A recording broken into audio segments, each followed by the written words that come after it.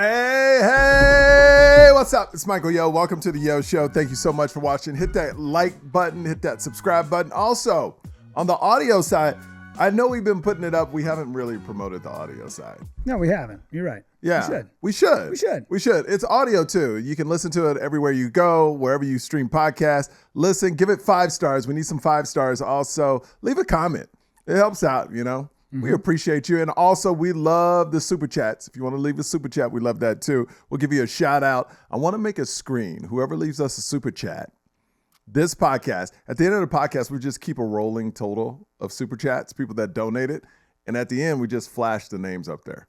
And hopefully we'll have hundreds one day where it just be a scroll like movie credits. Yeah. That'd be cool. Yeah. That'd be cool. Today, we just talk about things that are hot. Have we figured out a name for this part we're doing? What did we call it last week? Like the week in 15 minutes? Yeah, this week in 15 minutes. Yeah, I like that. Or the week in 15 minutes. I think the week. This week insinuates that we know the future. True. But the week means that it could be the week coming up or the week behind us. Because usually we're going to release this on a Monday or Tuesday. So if we did this week, it would have been Friday or Saturday you would release it. Yeah. Right? But we can't do that because of our travel schedule. So it's the week. The week. I like in 15 minutes. Man, there's so many things I want to talk about. First of all, we were in Albuquerque. Sold out the shows. 3 other shows. It was amazing, man. I actually loved Albuquerque. We didn't get to see the town, but the people that came to the shows were incredible. Yeah. I mean, what a club, what a casino, we went and had, what was the name of the place we went to? The Range? The Range. Yeah. Great food. Very authentic. Yeah. Would it have been kind of like a D-bag move of me to walk up? Because I noticed that they had some plates signed by celebrities that have come through. Did they really? I didn't even notice that. I was there was a part of me that like wanted to walk up and be like, you know who you guys got sitting at a table? Oh, stop it. See, well, I know because you're so humble, you would have never done it yourself. But I'm like, there should be a Michael Yo plate on that wall right now. No, man. Like my wife always tells me I devalue myself so much because she goes, you know, a lot of people know you, and it's a thing where I never want to believe that because I think it just makes me work harder and harder and harder. Yeah. You know, to be undeniable. Because I feel like I'm good, but I'm not undeniable yet. Sure. And when I get undeniable, that's when and it's not even about selling out stadiums or theaters. It's just like you can walk into any club and the best of the best is like, yo, that dude's for real right there. You know? Yeah. I like that mentality. And for whatever you think about Jay Leno, I like the fact that every day he woke up thinking that that was his last day doing the Tonight Show. Like he never thought, oh, I have this in the bag. It'll always be there. See, I think that's a lie. When you sign a 3-year contract or a 5-year contract like they're signing, you know you're good.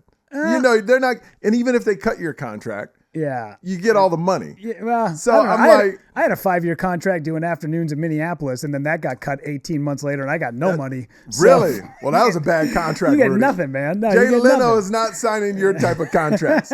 He has guarantees, my friend. You cut me, you pay me.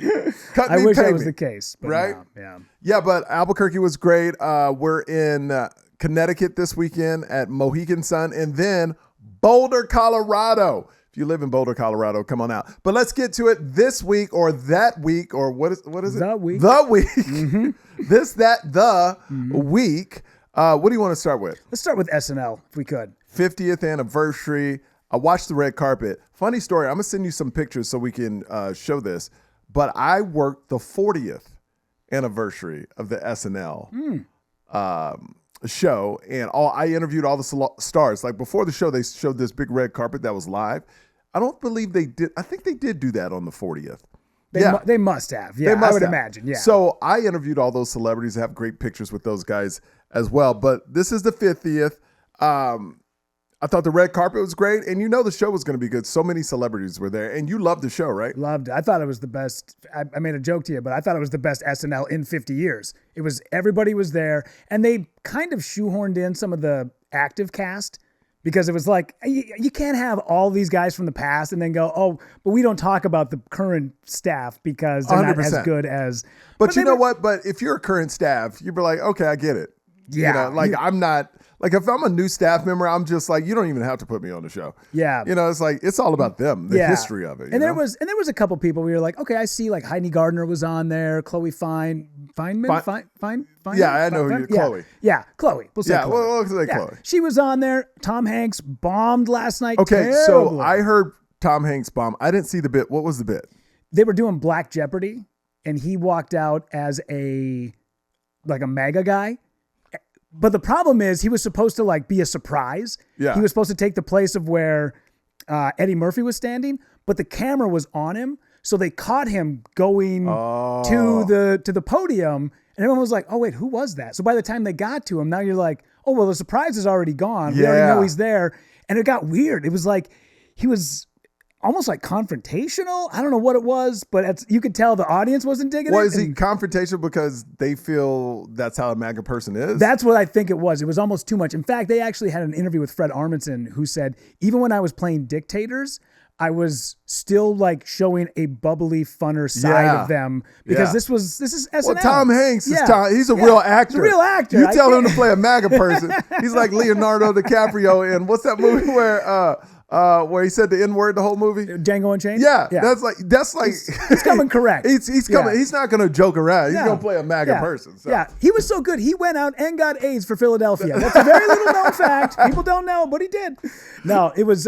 We watched before the show. We watched a little bit of the back and forth that Amy Poehler and Tina Fey had with the celebrities in the crowd. Oh yeah, that was funny. Cool. That was funny. Yep. I love the drama behind Blake Lively and Ryan Reynolds. And when they asked Ryan Reynolds, so what's going on? He goes, oh, nothing. What have you heard? I thought that was funny. Yeah. Because they don't look great right now. No. You know what it looks like? This is what the picture I see painted. And I see that it's a lot of times, and it's like government or when you have a lot of power, you abuse that power. Mm-hmm. And I'm not saying they did. I don't know enough about it. But the story seems like they abused a lot of power. But a lot of people in power abuse it, man. Sure. They take advantage of it because it's happened to me. It's happened to anybody. Yeah. Like you work for a company, they use you. They can say whatever. Mm-hmm. They can lie to your face. And then boom, you're out the door. So, it'll be interesting to see how this whole thing plays out, I did have an interaction with Justin Baldoni probably about 7 years ago. Did you really? Left a bad taste in my mouth. Why? What happened? Didn't like him. He was just very kind of standoffish. He was very but cold. How did the interaction happen? He came to do I was working at a radio station in Minneapolis at the time, and we were doing it was like our big charity drive every single year during the holidays. So all the money goes to children's cancer research. Yep. And he was at the time promoting a movie called Clouds that he did for Disney. And he showed up and was doing, and of course, when the cameras go on, big old smile. Oh, hey, yeah. Nice to meet everybody. As soon as the cameras went off, he just turned into a different guy.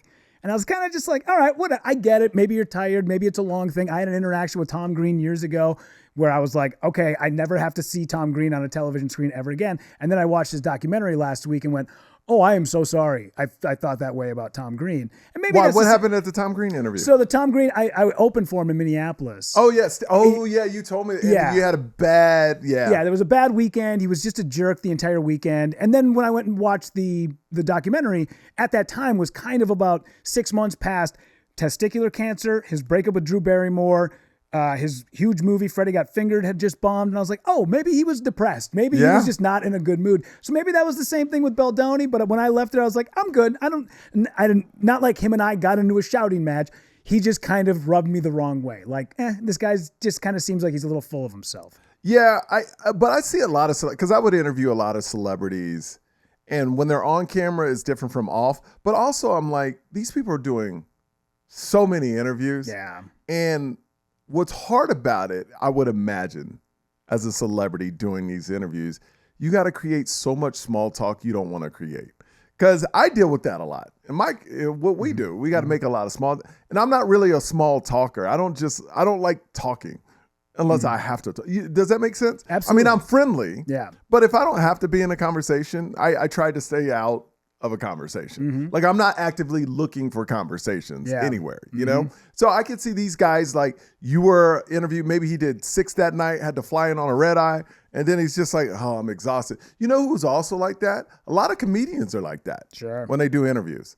Like they're like, and then as soon as it goes on, boom. Yeah. That 6 a.m. call time to the radio station. Yeah. See, they don't have it. Well, I'm different. I am who I am all the time. Mm-hmm. So, and I'm from TV, so I know what TV wants, where a lot of comedians, like, they're exhausted. As soon as it goes on, they try to turn it on. And some of them don't. Mm-hmm. They stay the same way. And it's just like, but I don't know.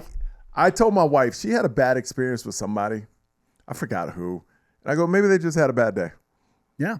Sometimes people have bad days. It's not nothing personal. Just every now and again, somebody has a bad day. But I get how it leads, because you don't want to catch a person on their bad day, because then you think they're like that all the time. Yeah. So. Absolutely. Yeah. But 50th anniversary. I love the Ryan Reynolds part. What else did I like? I like the Amy Poehler thing. I still got to finish watching it. I want to see Weekend Update.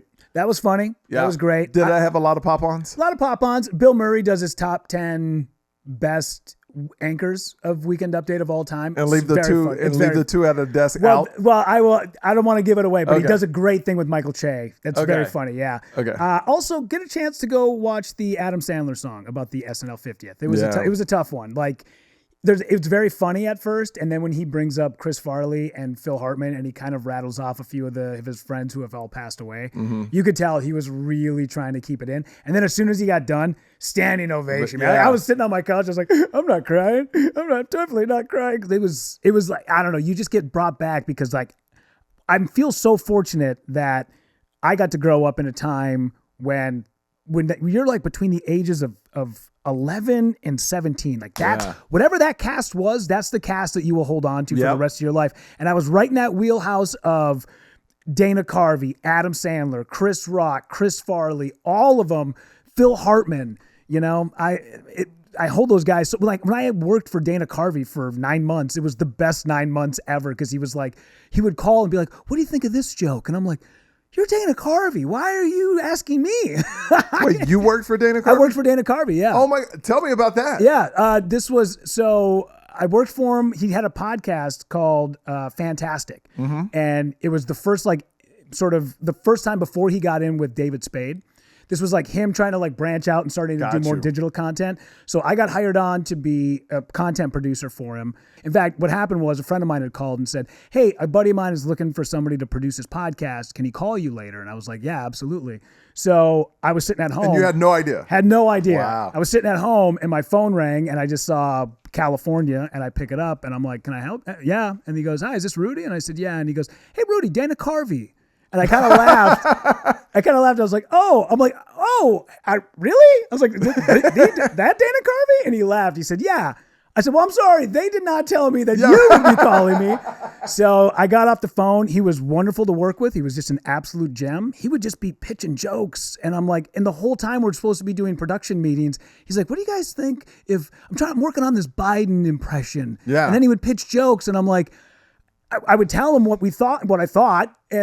But in my back of my mind, I'm like, go ask one of your way funnier comedian friends. Don't be asking me. I know nothing about the craft compared to you. So, but it was great. It was fun to like. That's a cool moment. That's a Hollywood moment. Oh yeah. Right there. There was the first time we ever did a Zoom meeting.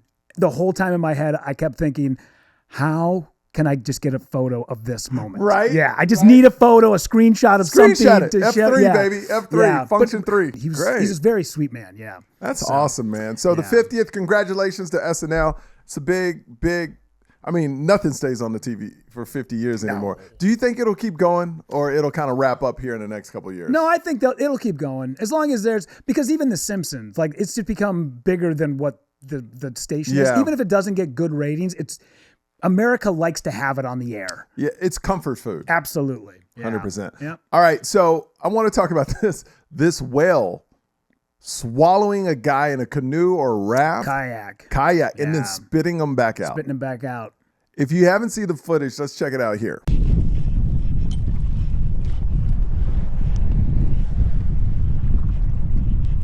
Man, I saw that and I was like, what a terrible way to die. Dude. Can you imagine? Straight up going Geppetto from Pinocchio style. I couldn't imagine, dude. There's no way. Like, in all the cards, you're like, I'm going to get swallowed by a whale. No one bet on that one. No. Like, that, to me, I mean, my biggest fear of dying is underwater.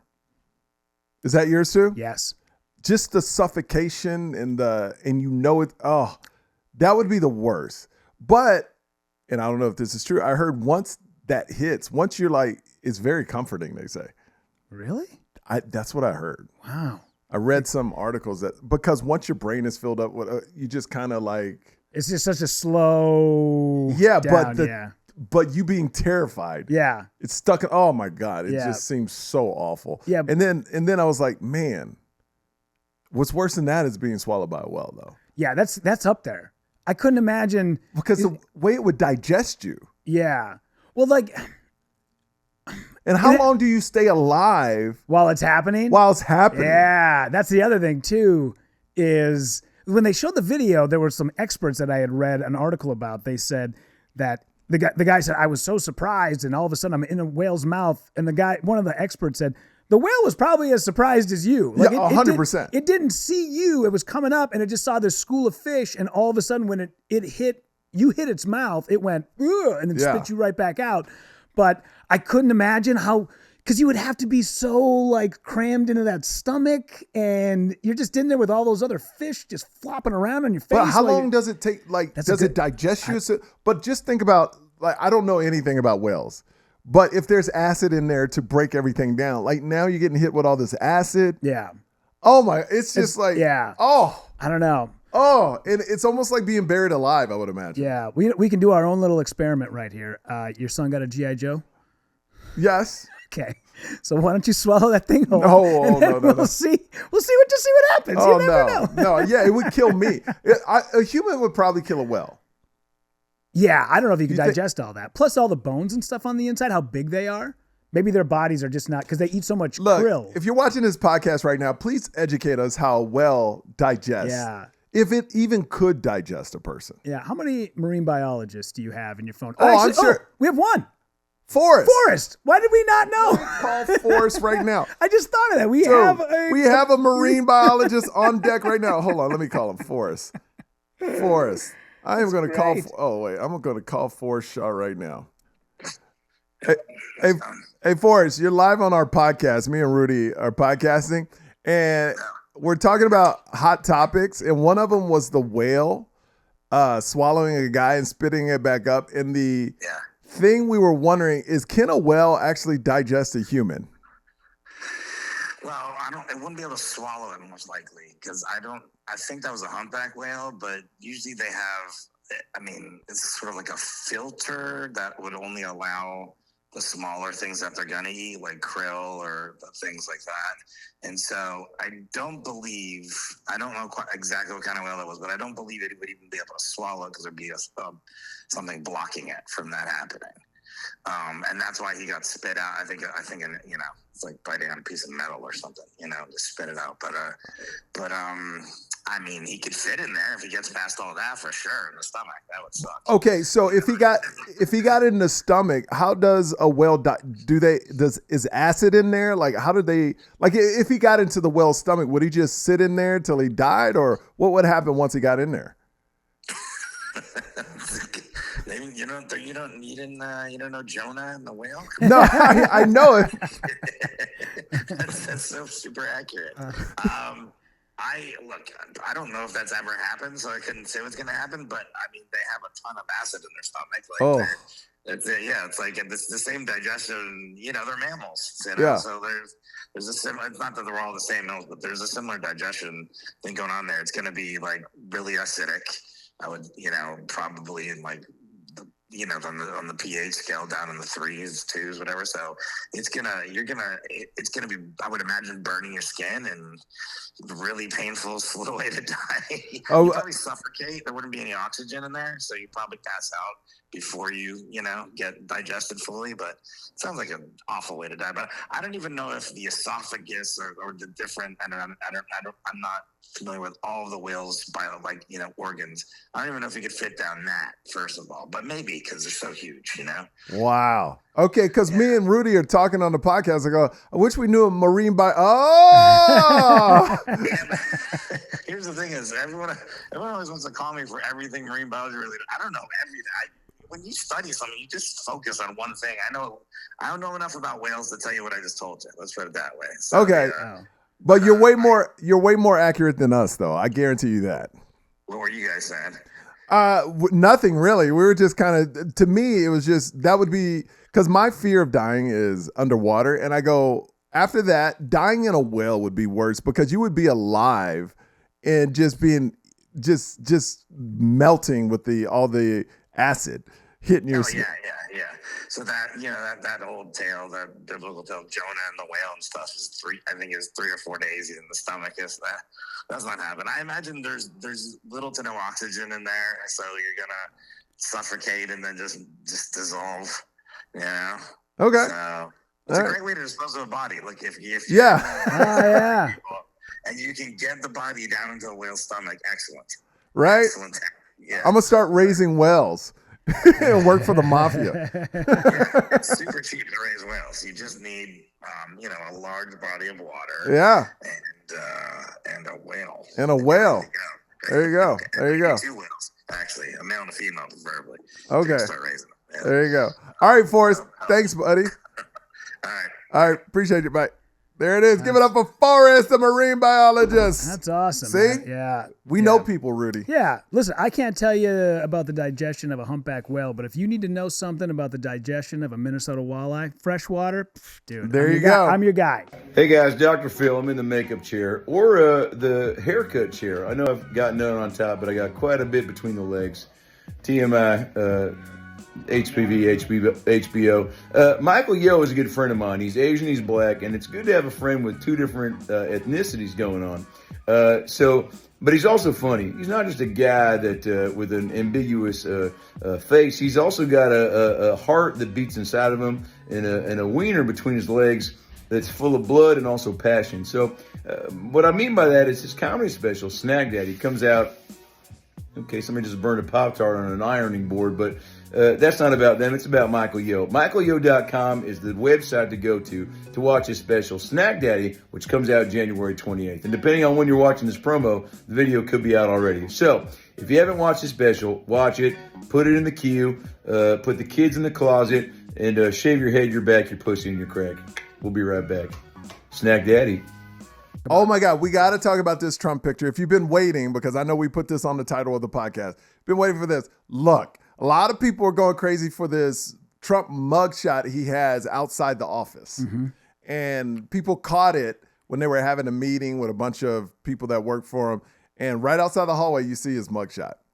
And I'm seeing a lot of people, look, I'm no Trumper by any means, but I do know this. Trump loves to troll. Yeah. He loves to troll, and it's the ultimate troll. Mm-hmm. Look, to me, if you're a Democrat, I know what you're thinking. You're going, so unprofessional, just pathetic, it's horrible. But to me, he's just trolling. That's what he does. And if you're a Republican, you're like, yeah, he's the man, he don't care. Like, there's 2 different ways of thinking. But to me, it's a picture in a building that he won.